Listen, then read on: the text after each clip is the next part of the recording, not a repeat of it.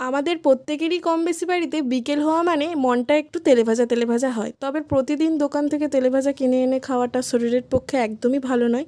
তো এক আধ দিন বাড়িতে একটু বানানোরও ইচ্ছে হয়, আর বৃষ্টি হলে তো বোঝাই যায় যে একটু বাড়িতেই কিছু বানাই। তো আজ একটু সন্ধেবেলায় পেঁয়াজি বানিয়েছিলাম। তো তার জন্য পেঁয়াজ একদম ছোট ছোট করে কেটেছি, আর কাঁচা লঙ্কাও দু চারটে একদম ছোট ছোট করে কেটেছি। তিন চারটের মতো বরবটি নিয়েছিলাম, একদমই বেশি বরবটি নেওয়ার দরকার নেই।